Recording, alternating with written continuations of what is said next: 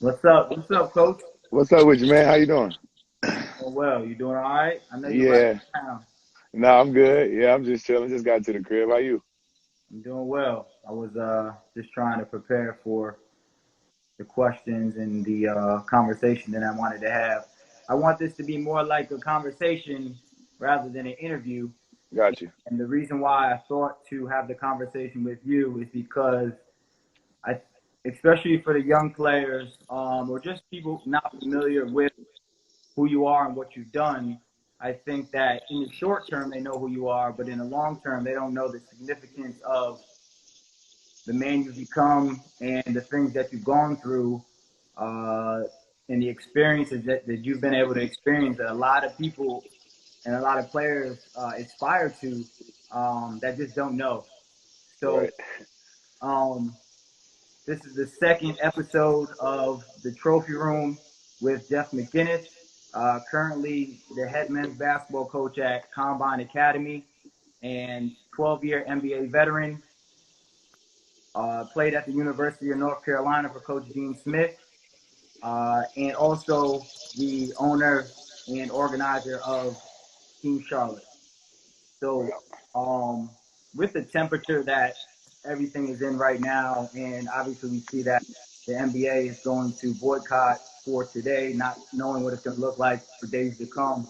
And you and your brothers, Steven Jackson and Rasheed Wallace, this past weekend having your um, call to action initiative. Can you just talk about what the initiative is about, what you guys were able to accomplish, and then what you guys are looking forward to accomplishing going forward?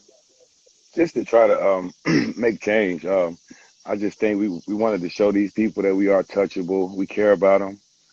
Even the ones in the neighborhood, no matter how much money they have, we have. We always gonna be there for these people. We can touch them. Like it was funny in the neighborhood. A couple people was like, "Can I take a picture with Steven Jackson?" I was like, "He right there. Go talk to him." And they were shocked how down to earth he was and how down to earth Rashid was. And I just wanted to show them some different guys, like some NBA guys, and we do care. Like they gave money, they gave their time, and we just wanted to show the people we care. And it is a thing. We got to make a change. And George Floyd was Stephen Jackson's brother-in-law, so for him it hit home with him. So for us, it was a big thing for us to support Stephen. And you know what he's doing? He's the people's champ. He's going state to state, doing the same thing, marching, talking to people, and just trying to raise awareness for what's going on. I think like and it's still not stopping. So I think we still got to keep pushing and keep pushing. And I think what the NBA did today was a big step in the right direction. Do you think that having a day off of playoff games is significant enough, or do you think that if they shut it down, that would be more significant? What are your thoughts? I know the players are in different scenarios where some guys, man, I need to get paid. Some Right. guys are more worried about the long term of what's going on. From your point of view, what do you think about that? I just think you can't get paid if you don't have a life. I think life is more important than any basketball. I probably wouldn't have went to the bubble if the things were like it was, regardless of my money situation or not, because I stand for something. Um, I'm bigger than basketball, and I think they shouldn't play again this year until some stuff is decided. One game probably won't make a difference because look, they went to the bubble and they still killing us. So it just kind of took away from what was going on. And I think that's what Steven Jackson was trying to say. If you'll take the attention off what's going on as soon as you go to the bubble, and that's kind of what happened. So now here we are again. Now the people in the bubble doing the same stuff again. So I just think they need to take a real stand this time. And I think our leaders, the best players in the league, LeBron, all those guys speaking out, and I think they serious now. So, and I think something's gonna happen. I agree. All right, so quickly, let's do this. I want you to take me back to almost like your beginning and talk about the environment of your childhood and some of the things that you went through, um, off and on the court to get to, well, so you went to West Charlotte, correct? So let's just talk about before West Charlotte, talk about childhood, playing basketball, growing up in the city, etc. Yeah, I grew up in Bakersfield Road, where we had the march at this weekend. So I mean, it's a tough environment. I think now, if you always hear about it, it's always on the news. So I mean, it was tough. Like, going to the court, there was always 100 dudes playing. I think the main thing growing up on Bakersford Road in West Charlotte taught me is how to compete, how to be competitive, because you had to fight for everything. If it was one water left, you had to fight for it. Nothing came easy. So I think that's the way I played. That's the way I coach. What else? I started playing basketball. I think Ed Sockwell was the first guy that really gave me a chance playing basketball. He ran the Charlotte Sonics. Uh, so he came to the neighborhood and heard I could play, got me out, and everybody was like, "Look, man, this is what everybody dreamed to do, get out the hood." So this might be a stepping stone for you. I think I was in like ninth grade, so I started playing AAU around ninth, 10th grade. Really wasn't in love with it still. Wanted to hang out, be a hard head, but the guys in the neighborhood kept encouraging me to go do it, and I'm glad I did it. Coach Sockwell, and then that's when Clarence Johnson, CJ, got involved. He started coaching me and mentoring me, and kind of then the Oak Hill thing came up, and I think at that point I started taking it serious because I felt like I could really do it. Then I just played because I played in the neighborhood, but When did you? when When? How old were you when you realized you had a real chance to be really good? I think when I went to Oak Hill, I still was unsure. Then when I came home from Oak Hill and I played in the pro am a couple times, I was probably like one of the best players out there. And I realized how good I had gotten and what I could do. So everything for me that I was doing negative or wrong or bad decisions, I started making the right decision. And I started saying, hey, I could do something with this basketball. So that's why I'm so adamant now when I coach these kids and to tell them how to just use this ball. I've been to Greece, I've been to France, I've been to Italy just because of the basketball. So those places I could never go from Bakersford Road without the ball. So I'm passionate, I'm adamant about basketball because it really saved my life. It's done a lot for me. It took me all over the world. Like I said, it's paid my bills for the last forever. So I'm passionate about basketball. But when I went to Oak Hill, came back, I felt like I could do it. So then my junior and senior year I was ranked in the country. I was All American, all that at that point. So I felt like then I could do it. Tell me about the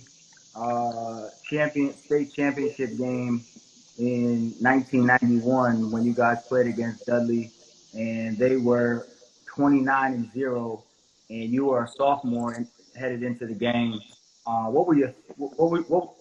And obviously you were a young cat, and you were probably hooping, but do you still have memories of like the Oh yeah. anticipation of that game and Oh yeah. walking onto the court for layup lines? How were you feeling? What was that? What was that? It was always different for us. We were always overconfident. I think when we came to West Charlotte, that was our goal to win the state championship. So getting there and knowing we were like one game away, we knew they were 28-0. We knew they had all these good players. So it never changed nothing for us. We came out, we were a cocky bunch of guys. So Thad Bonaparte, Latron Bland, Pep Hamilton. We had a bunch of guys on our team and we were confident. So when the game started, they kind of jumped on us a little bit. We pressed them back. And once we got the lead, we knew we could win it. And that's me kind of when I took over a little bit. I started trying to just do what I do. I think Coach McCullough gave me that look and told me to get us a championship. So I just started playing and doing what I do. I was the MVP of the game.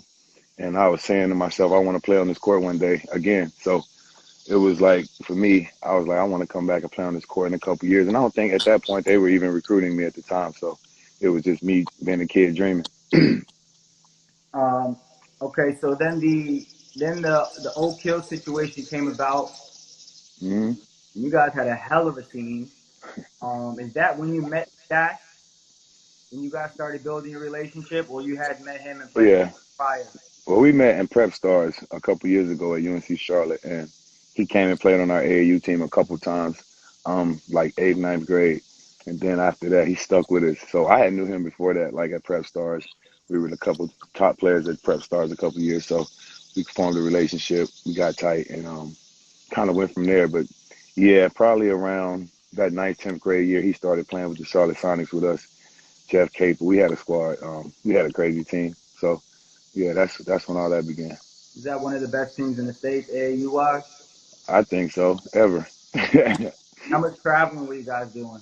wasn't really a lot of traveling like now. The farthest we probably would go would be Tennessee or Florida, but It's definitely different now. You know, our thing, everything was revolved around the state championship, the regionals, all that super showcases, all that was important. Now it's so many tournaments, like the kids traveling every week. So it was so much different then. And when you were at West Charlotte and you guys were playing well and you win a couple state championships, what was the motive to go play at Oak Hill other than I get it, but you know what? Because were you had you already been starting to get recruited while you were at West Charlotte? A little bit, yeah, kind of. Yeah, I had a lot of people recruiting me, but the main thing was the lifestyle. I just couldn't. I didn't want to go to jail. I didn't want to get in trouble because a lot of my friends was doing stuff. So Yeah, it was more me. One that I needed another place to go to, so I could go to college and I could get a chance to do something with my life. So it was more that, and then the basketball was top of the line. I mean, it's Oak Hill Academy, so I think any kid that gets a chance to go there would want to. Not now because Combine is here, but you know, back in the day. yeah, absolutely. Um, so you decided on you wanted to go to Carolina. What were the other schools that were involved in your process that you were really leaning towards? You really liked. You liked the staff. You liked the environment that they had to offer, etc. I liked Michigan, but it was kind of far because I think everybody at the time was enamored with the Fat Five. Um, I liked NC State, Jim Valvino. I think if he would have been alive and still around, I probably would have went to State because I love Jim Valvino as a coach. Uh, Florida Gators recruited me really heavy. I took a visit to Florida. Michigan, Florida, and then I had John C. Smith on my list. That was my fifth school, so everybody didn't know John C. Smith, but you know that school it meant a lot to me. I played ball there growing up. Um, I don't really think I had a real chance to go there nowadays. I probably would have considered it more. It was more just to get them love back then, but nowadays with the world going the way it's going, I might have considered a black school to play college at because now it don't really matter if you're good enough to go to the NBA, they're gonna find you, and I believe that. 100%. 100% they are. Because I mean, how can they not? Right? Every move that you do, no matter what the stage environment, somebody sees it. Yeah. Um, what are you telling your kids in general about the recruiting process and the things that they need to be looking at uh, from a coaching staff? Right now, Sure. I think right now it's important with the COVID stuff. If you got schools that you like, take it because there's no visits, there's a lot of stuff going on. So I think this it's a tough time for this class. It's the land of the unknown, so you don't really know. Like, so I think we got a couple kids on our AAU team that's done committed because I mean you don't know what's going on. So I think that would be my advice to this class. If you got a school that you really like, take it. There's no process right now. So, but I just tell my kids to play hard, grind, keep working hard as you work. You'll never get overlooked. I think like some kids want the instant success, but if you just keep grinding, then it'll show. Like it might not show until like you get to college or like a lot of players it show when they get to the NBA. It's a lot of players that we say, hey, I didn't know he was that good. Well, he just been working and he got better. I mean, Steph Curry's a prime example. People didn't think Steph Curry was this, even from Charlotte when he came out and went to the league. So his work showed that you can be great if you work at it. Yeah. Have you ever shot an air ball at the foul line? Not an airball brick though. You, how about an air ball, like a bad air ball in the game where you're just catch and shoot? Yeah, I did that before. Yes, sir. Yes, sir. Um, do you feel misunderstood?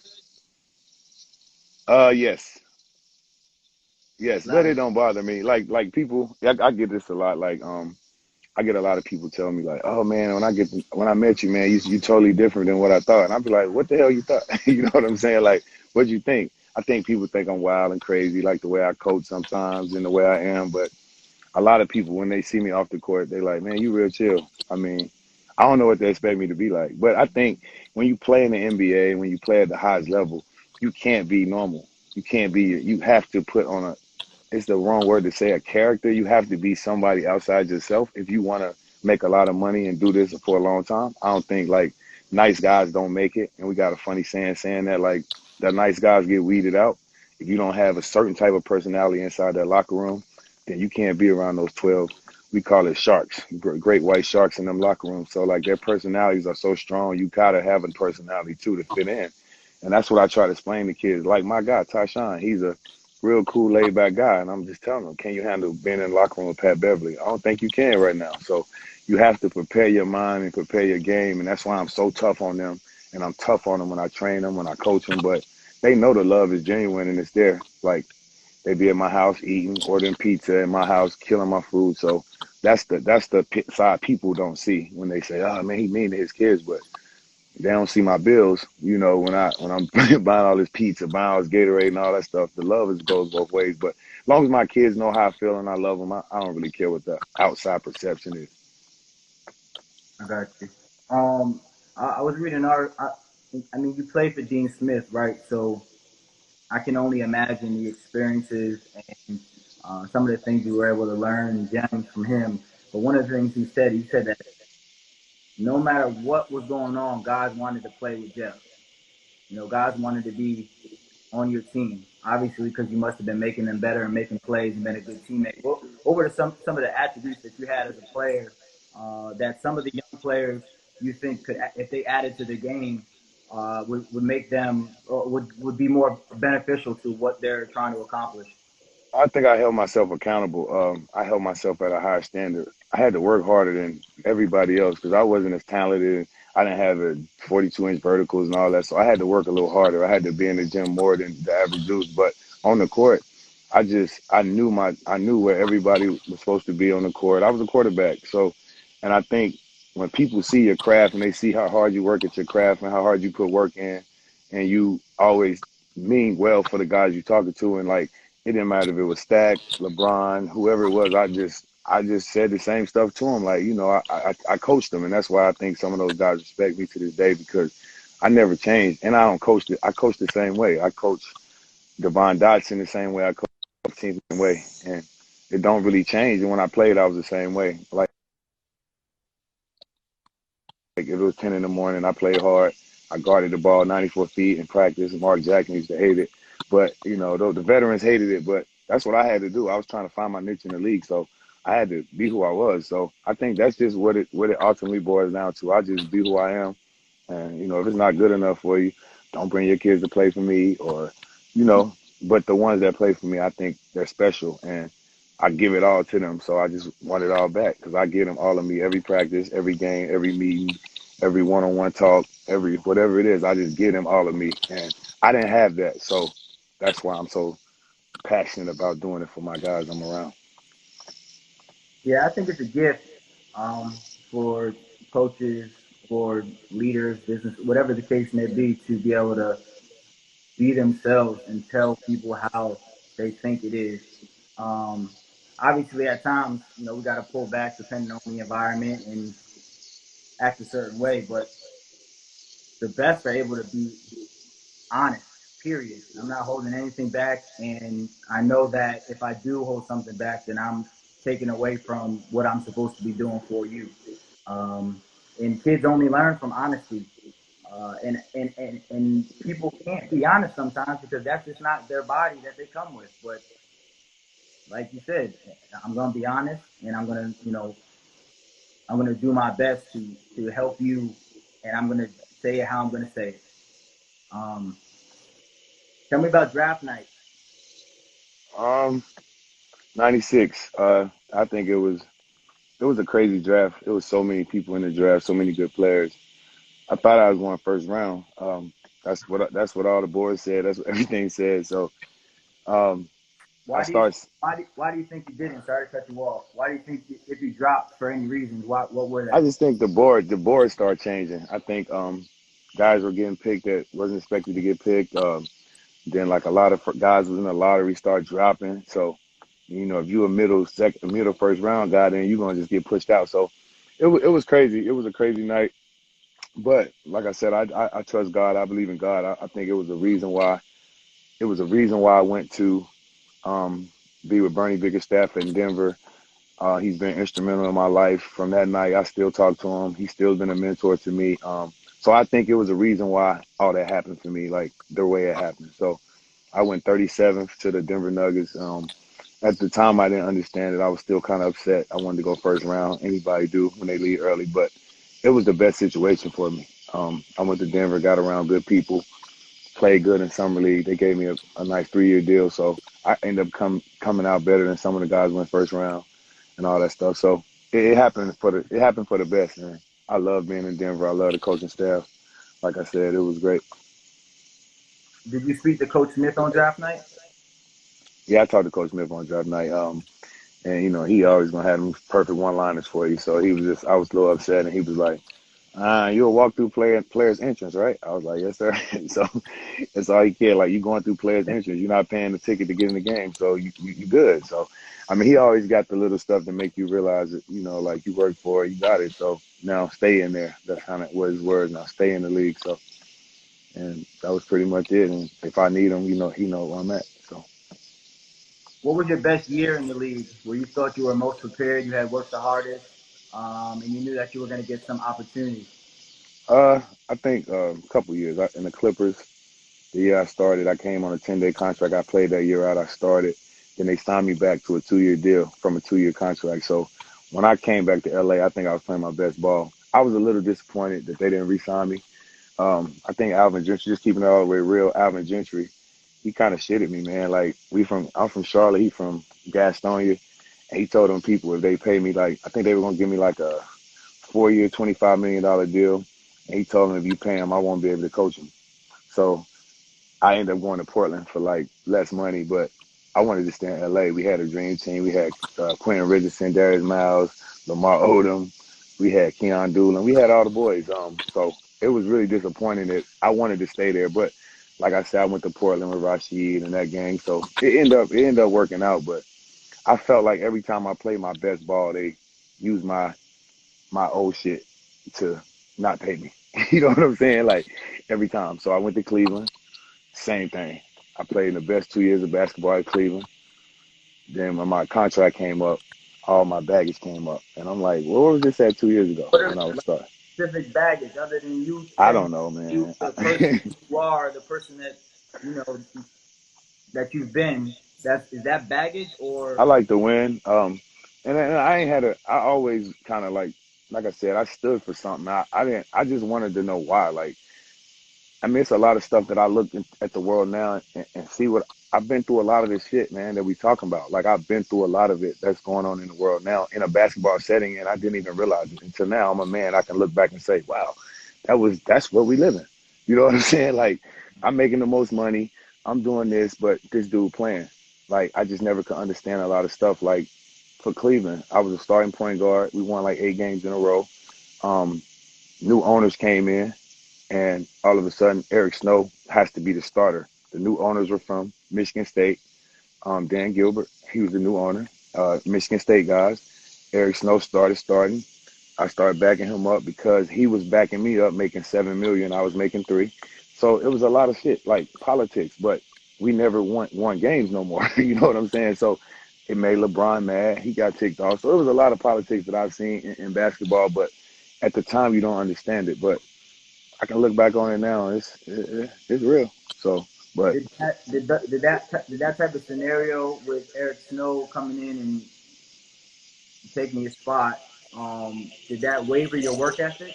Like, nah, did I worked. you put you Nah, in that space or anything? nah, I worked harder because I always knew I could control me. They can't control me. They cannot play me, but they can't control me. And that's what I always knew. Nobody can control me and what I'm gonna do. Like, so after the game, when I got a DNP, I went right to the gym. I shot a jumpers with my boys. We worked out. I kept myself in shape because the one thing they was never gonna say when I got my chance, I wasn't gonna be ready. And when you get that chance, you got to be ready. And I don't care if I roll the bench 12 games straight. When I get in the game, I'm going to be ready. And that's what it means to be a pro. And it's hard, though. It's hard to do it, but you got to do it. And if you're not ready for your chance, you can get cut. And then you make them look right. So I never let them see me sweat when I didn't play because I'm going to work. And that's what I do. And I believed in that. There would be times my mom be at the game. I like, Mom, I can't go eat. I got to go work out. And she would never understand that. Like, what you mean? I'm like, I got to go work out. I didn't play. So, but, and that's hard on your parents to understand. So I think that's where my drive came from. And if you don't play me, then I want to prove to you that I want to play, so I'm gonna work harder to play. So you can't do it by talking. You just got to do it by working. And when you get your chance, like I said, you do it. Yeah, I think that speaks to the mentality that you spoke about. Um, just to be a professional or successful in that matter, it's like you got to come with some different type of drive, motivation, consistency, confidence, and just work. And I think a lot of that goes by the wayside with the kids these days because of the lack of patience and even the thought that they may think that they're putting in the work until they get around a certain figure, a certain mentor, a certain coach that helps them realize and demands them to realize that you got to do more. There's X, Y, and Z that it's going to take to get to a certain level. Um, but that speaks to that because I know there's a lot of players, whether it be pro or high school, they would have went out to eat with their parents and then went and sat on the couch and then just been disappointed. You Right, know, came to right, practice and walked on the court 10 minutes before practice and acted like there was an issue with what was going on. And they're in the right, league, so just figure it out. right, right, Figure it out. right, right, right. Yeah, man. Um, from an experience standpoint, when it comes to summer work ethic and really putting time in, spending time on your game, what is an ideal? And you can say, let's say for a rising junior in college who just had a great year and has a chance to be a pro, what does his days need to look like? I think in the summertime, it's really not a lot of days off for me and the guys that I talk to. I mean, you got to take some time, to respond to your body, but I think you can always be doing something. Basketball. If you're taking a day off, then watch film. Watch some of the best players in the NBA. If that's your goal, like watch your position. Watch the best players. Like I was big on film. Like every game that I played in the NBA, I watched the other point guard that day. Every game. Like so, for me, I always had edits, and the video guy knew I want to edit. If I'm playing you, Ray, I want a video of Ray. I want to see all his moves left. I want to see his moves right. I want to know your tendencies. That's what I'm going to sleep to before I go to the game. So like me, I was big on that. Like big on that. So I tell kids watch tape. I mean, I got better by watching tape as a player because you really can see it. The tape don't lie. It is what it is. But I think in working out, I think shooting a lot of shots. I think right now shooting is the game. So if you can't shoot, you're probably not going to be able to play. So I think working on your shot and then the skill development, dribbling and shooting and passing, like me and you talk about when I see you at the gym. The fundamentals are lost in basketball, like the dribbling, the passing, the shooting, and the stuff I see on your Instagram page when I see you training players.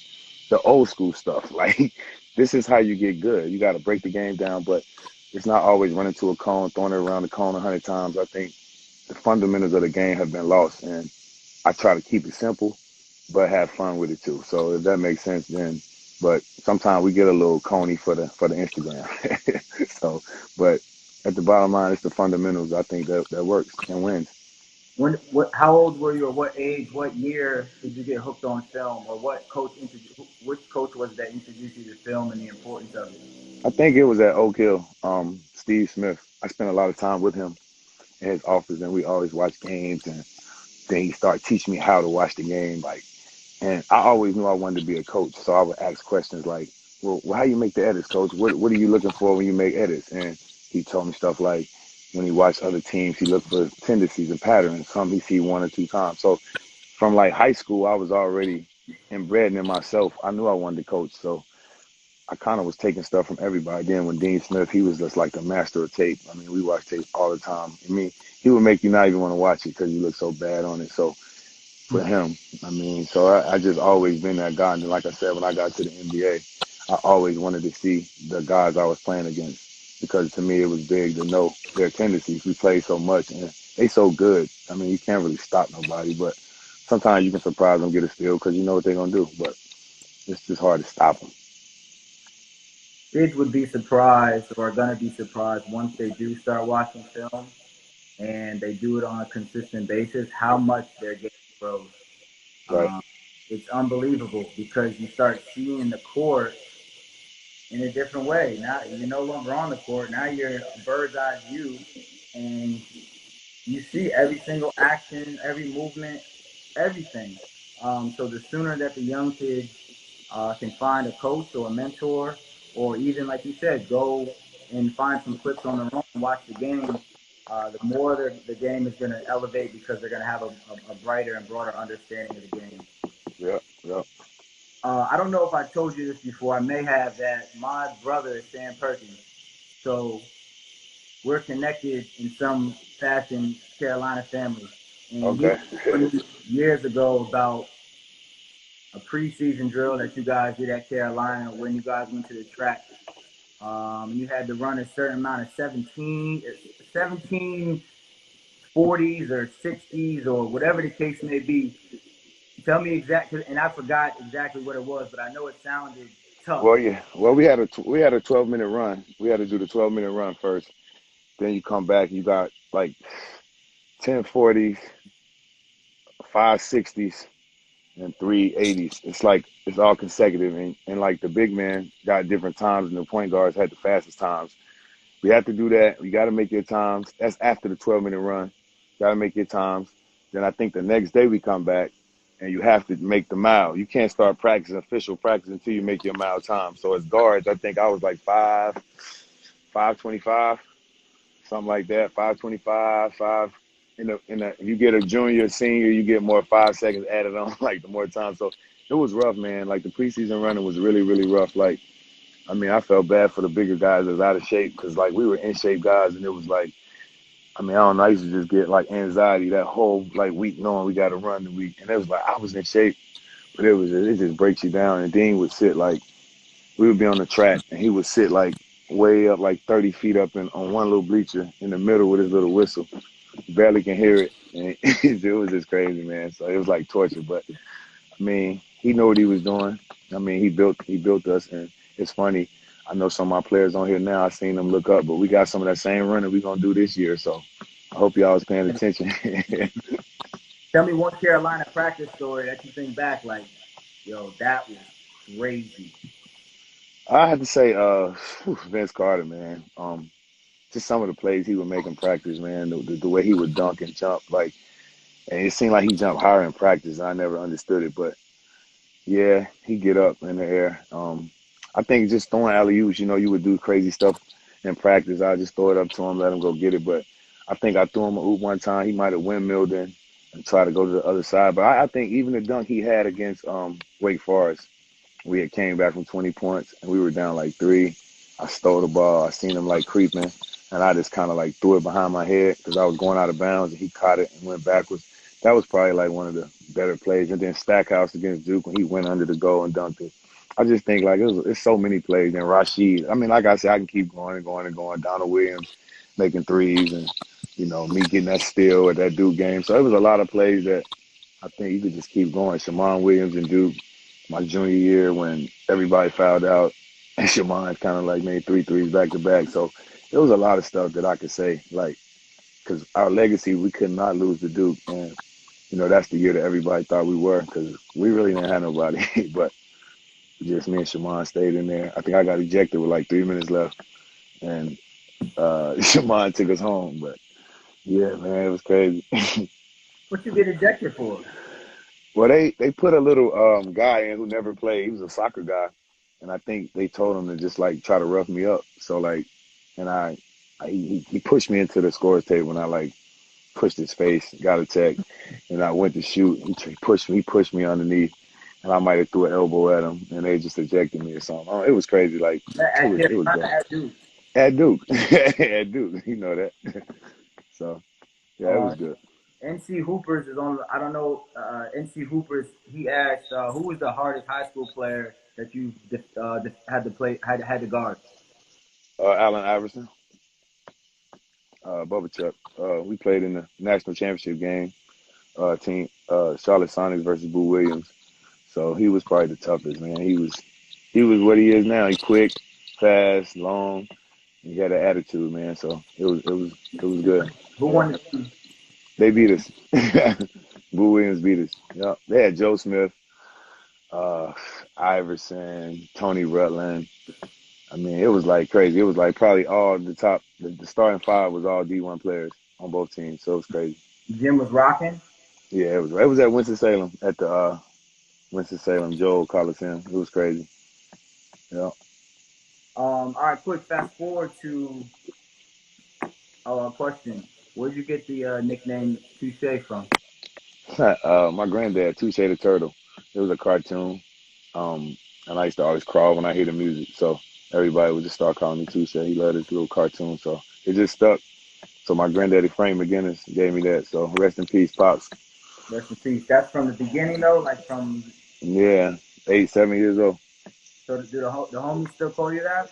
Yeah. I don't, Jeff, when I hear Jeff sometimes, I be keep going. I So, got you. yeah. So let's just talk about now quick. Obviously, you've built your brand with Team Charlotte. You guys have been extremely successful over the last number of years.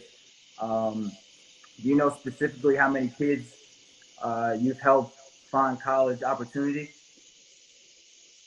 Say it again. Scholarship? How many? Do you know how many kids in the program that have gone from Team Charlotte to uh, college We trying opportunity? to now. We trying to get that all stuff down now. We got it. I really don't know the total number, but it should be up there somewhere like 60, 60 something. But we got like Ray John Tucker in the NBA. We should have two more this year. So like for us, it's big. Like we appreciate the guys that go to college and just get a degree and do something. We got Kendall Nord, one of my kids that plays for me. He's a pilot in the Army, Navy. He's a pilot. So to me, that's just as big as Ray John Tucker going to the NBA. You know what I'm saying? So we have a lot of successful guys in our program that we don't always talk about. But I got a lot of emails. I talk to them, and the round ball again has made them successful. You know what I'm saying? So I don't know an exact number, but I see a question on here, and Black. So the best NBA team I played for was probably my dream come true was when I played for Charlotte. But for me, I took the NBA as a business. I never really cared about one team or the other team because I knew they really didn't care about me.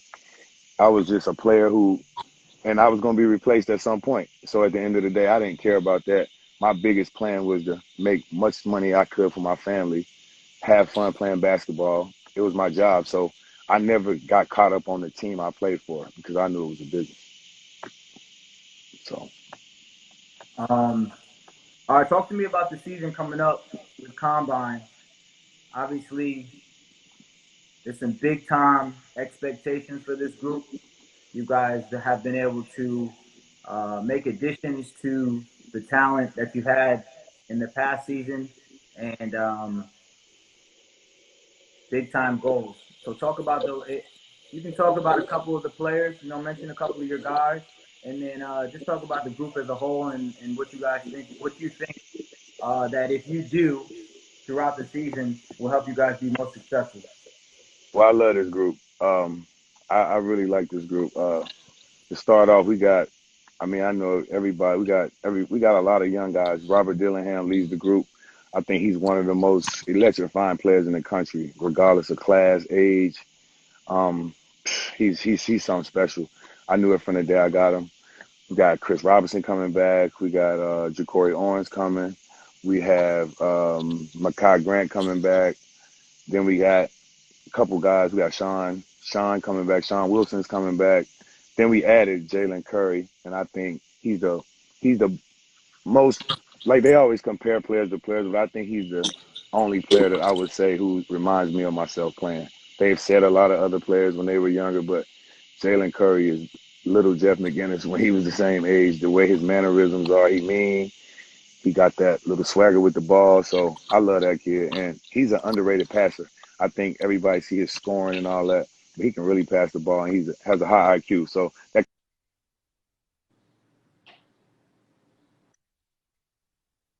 could be a good one. We got the big fella, Patrick Wessler, coming from Butler, 7-footer. So I think for me, having a 7-footer, finally, we can throw the ball inside to him. He can get buckets. He can also shoot it. So we won't just use him inside. We'll let him pick and pop and shoot some threes for us too. Then we got a kid, I think, from Baltimore, Antonio Hamlin, who everybody gonna see. He's like Kyle Lowry, kind of bigger guard, chubby, but he fast, quick, get to the basket, plays defense. Him. Then Mike Dudley, he's a commit to College of Charleston. He's a 6'5" slasher. He gets to the rim. He plays hard. He can fill it up. Then we got Bryce Alfino coming over from Davidson Day. He's just like a Army Swiss knife. He does everything. He just gets it done. You don't have to run plays for him. He find the ball, rebound. Then we got AJ Smith, another dude who can go. So you see, we got a lot of guards. We guard heavy. So I think this year we can get and play my style. I think the last couple of years, last year we couldn't play my style of basketball. We ain't had the personnel to do it. We had a great point guard with Shafino Hood, but I think losing him, it's gonna hurt us. But we gained something because we got some younger guys that can step up, and I'm eager to see them play this year. So I think this year more than any other year we can play my style because I got those guys who can defend, who can get up and push the game. Like Curry, he wants to play fast. I love it. Robert Dillingham wants to play fast. Chris want to play fast. So I think this year you'll see more of my style of coaching, getting a lot of threes up, pressing, running all over the court, making it wild. So I think we have a great team, and I'm excited to get started with this group. What are your And what are some of your non-negotiables as a coach? um, I tell them, let me say Amarian Broderick. I think Amarian Broderick is the best shot blocker in the country, and I think people will see his game different once we get started. And he's been dialed in already in a week just being here. I see a difference in him, so I ain't want to leave him out. But in Darius Days, came from Arabian Prep. He's one of the best on-ball defenders. He can defend 1 through 5. So we got a lot of guys. I ain't want to leave nobody out, but we got a lot of guys on our team, and that's the biggest thing. The best games will probably be in practice because we're gonna have a lot of competition, and that brings the best player competition. Well, I'm looking forward to getting out there and seeing you guys play. I know that, um, in my personal opinion, in being at Combine years ago when they were first getting started almost, to see what you guys have been able to do now, and the respect that you guys have garnered, and the opportunity that you guys are going to continue to have to make big time noise in the high school basketball rankings. I'm excited to see the practice. I'm excited to see the games and see what you can put together and accomplish with that group. Right. Well, yeah, I'm excited too, man. You're welcome anytime to come up, help us out, get your face in the gym. I respect what you do. So, yeah, man, anytime you're around the farm, come on up, man. Check us out. So, yeah, I'm excited for this year, man. And I think somebody asked me a question. What is your advice for a young black woman that wanted to pursue it? Just grind. Send your stuff to the teams and tell them how you could be an asset to their team. And I think, you just got to keep doing it. Keep sending it out. Sometimes they don't answer the first time. You got to just be relentless about sending it to them. And, black or white or green or whatever color you are, I think, you got to be a hard worker and you got to work hard when you get there. So that's it. Just keep sending it and pray to God that they answer you and, you get a chance. And another thing, her name is Nay. Nay, the biggest thing is to try to build a network and meet people who are going to be able to answer your phone calls. And then once you are able to build your experiences and your resume, that they'll make phone calls for you. It's something that you're not going to be able to do on your own, and no opportunity is going to come without you knowing people. That's right. So keep working. You're going to have to do a lot of pro bono work. You're going to have to show up when it's early. You have to leave when it's late, and you're going to have to be really, really, really good at what you do for your opportunity. Um, all right, in closing, Jeff, man, I appreciate you coming on. I'm looking forward to seeing what you're able to do with the team this season. I'm looking forward to see what you continue to do with Team Charlotte. And I'm in the city now, so whenever you need me, you got my contact. I'm looking forward to connecting with you soon. And again, I appreciate you coming on to the Trophy Room episode 2 with Jeff Mcinnis. I All right, appreciate you, Ray, man. Love, man. And I'll see you around soon, brother. all right, cool. I'll see you soon. All right, Ray.